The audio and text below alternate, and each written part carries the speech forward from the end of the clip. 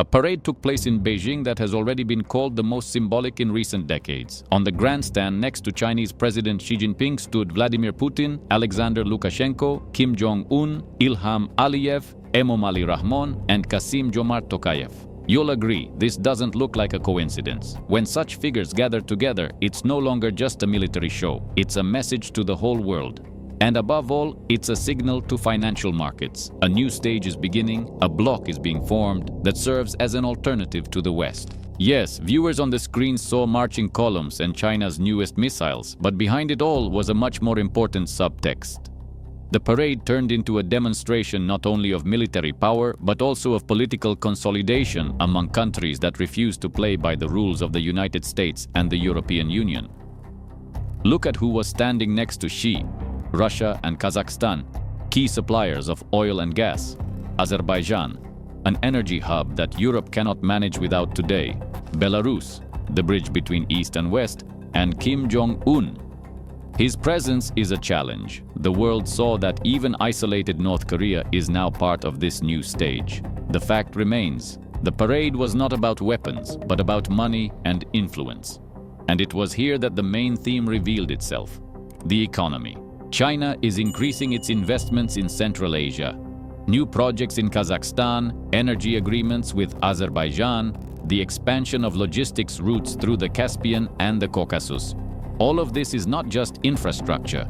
It's a security system, economic, energy-related, and even political. And now the most important point: de-dollarization. In the corridors of the parade, people were not talking about tanks, but about currency. The word yuan was heard more and more often. Settlements within the SCO and BRICS are increasingly shifting to national currencies. Russia and China have long been signing contracts in rubles and yuan. Kazakhstan and Azerbaijan are joining in. And this means the dollar is losing its monopoly. And here arises the main question: is the Beijing parade just a pretty picture for television cameras? Or is it a real step toward creating an alternative financial center that could challenge Washington itself? Against the backdrop of the parade in Beijing, a much larger game is unfolding: the battle of currencies. Formally, it was about military power and alliances, but in reality it served as the stage for the struggle between the dollar and the yuan. It is officially confirmed: China has been promoting its currency as an alternative to the dollar for several years. Today, this process is accelerating. Banks in Asia are increasingly holding reserves in yuan. The countries that took part in the parade are signing new agreements specifically in the Chinese currency. For investors, this is a clear signal. The yuan is becoming increasingly attractive. Markets are reacting with growing interest not only in the yuan but also in gold and in commodity currencies: the ruble, the tenge, the manat. And this is no coincidence. When China gathers around itself the suppliers of oil, gas, and uranium, together they form not just a military alliance. It is the foundation of a new financial order. The world is holding its breath because for the first time in decades the dollar faces a serious competitor. Yes, the United States still maintains the most powerful economy and control over global capital flows. But the question is being asked more and more often: what if America loses that control? The presence of Aliyev and Tokayev at the parade underscores the energy dimension of the coalition. Azerbaijan means oil and gas, Kazakhstan, uranium and electricity. Russia is already the largest energy supplier despite sanctions. Together, this turns into an energy bloc capable of dictating terms. And what is especially important, we are talking about long-term contracts in yuan. This is no game for a month or two. This is a strategy for decades to come. For Europe, such a scenario becomes a threat. The loss of supplies from the East will lead to higher prices. Brussels understands this, which is why it reacts so nervously to every meeting between Xi and Putin. But if we dig deeper, the parade was not only a symbol of strength, it was a signal.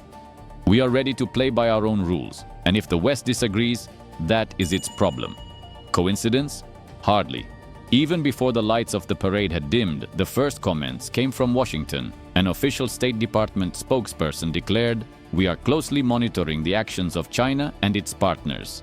The United States remains the leader of the global economy, and no parade will change that."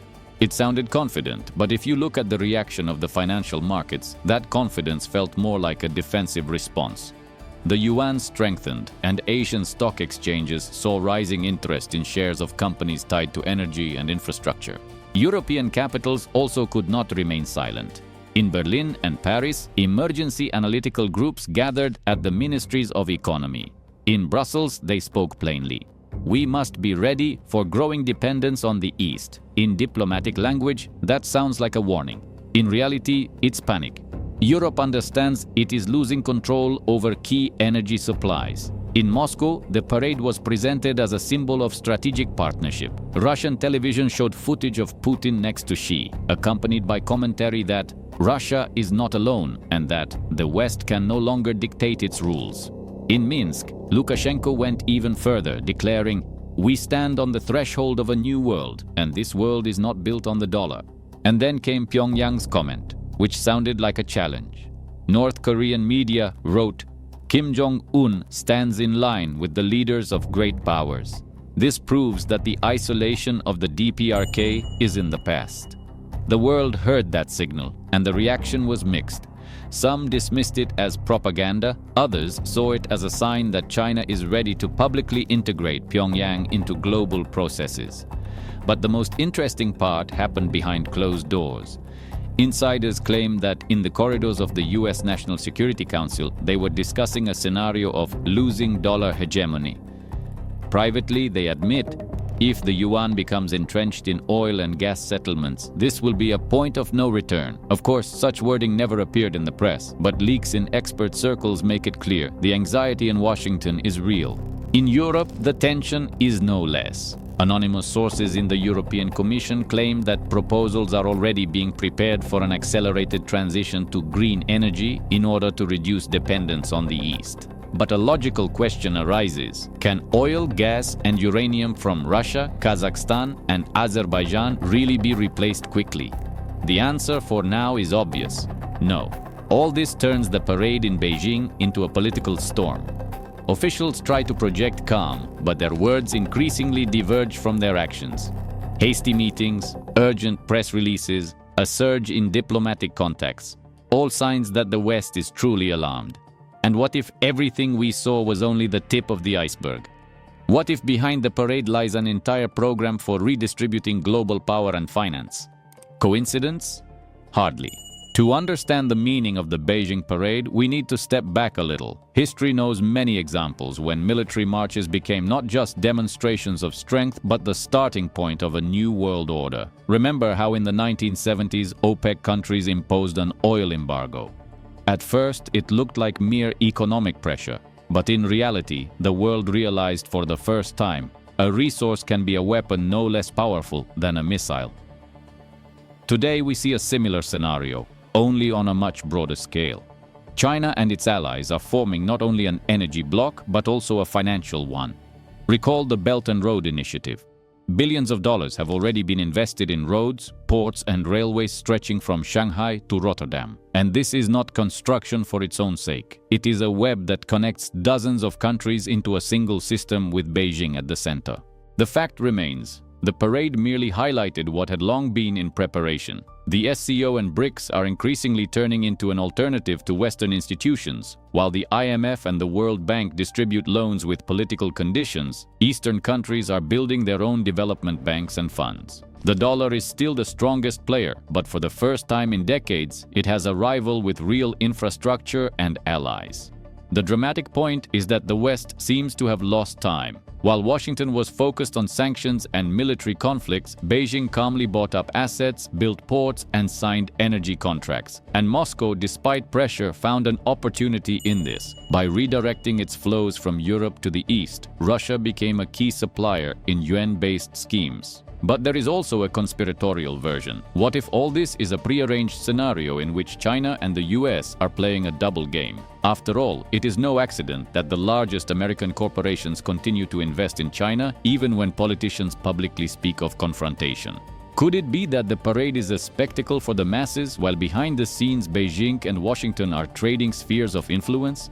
Historical parallels make you think.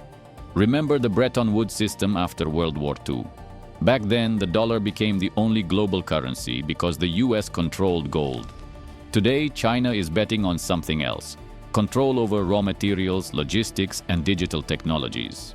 If this strategy succeeds, then the parade in Beijing will go down in history as the moment when the world finally turned off the dollar road. But the question arises, does this bloc have enough strength? Unlike the monolithic West of the mid-20th century, the countries around China have different interests. Russia thinks about oil and gas, Kazakhstan about uranium and transit, Azerbaijan about the European market, Belarus seeks security guarantees, and North Korea is simply trying to survive. Can Beijing hold such a motley team together? Or will this alliance turn out to be only a temporary coalition against a common enemy? The world stands on the threshold of change, and here arises the sense of a point of no return. If the bloc truly works, the familiar financial architecture of the West will collapse. If the alliance falls apart, we will witness an epic failure. So, the parade in Beijing became a symbol of a new bloc. But does it work in practice? The first results are mixed. On the one hand, the fact remains. Settlements in yuan and national currencies are indeed growing. In just the past year, the share of such transactions in trade between Russia and China exceeded 80%. Kazakhstan signed long-term uranium supply contracts with payment in yuan. Azerbaijan is ready to discuss new oil and gas routes through the Caspian. On the other hand, reality shows the weak spots. China's economy is under pressure from a debt bubble and the decline of the construction sector. Russia, under sanctions, is limited in technology. Belarus and North Korea depend on outside support. Even in Kazakhstan and Azerbaijan, Western influence remains strong and cannot be ignored. It turns out that the alliance looks powerful on paper but vulnerable in details. The drama of the situation is that the world is watching this experiment unfold in real time. For some, it looks like a brilliant move, the creation of an alternative capable of breaking the dollar's monopoly. For others, like an epic failure, which will become clear in a few years when the interests of these countries begin to collide. And now the most intriguing thought. What if this entire display of strength was conceived as a distraction? Insiders hint that China's real plan is not only de-dollarization, but also the transition to a digital yuan, which would allow Beijing to control global settlements in real time. In that case, the parade was just a glossy wrapper for a far more ambitious strategy. The finale of the parade turned out to be only the beginning of a new game. Europe is calculating risks. The US is urgently strengthening its alliances with Japan and India. China is moving forward with confidence, and its partners are adjusting to its rules. Coincidence? Hardly. The military parade in Beijing was not about rockets and generals. It was a parade of a new financial and economic order, where the dollar is losing influence, and China, together with its partners, is setting its own rules. And here arises the ultimate question. Will the yuan truly become the new global currency, or has the dollar not yet spoken its last word? The world is holding its breath, waiting for the answer.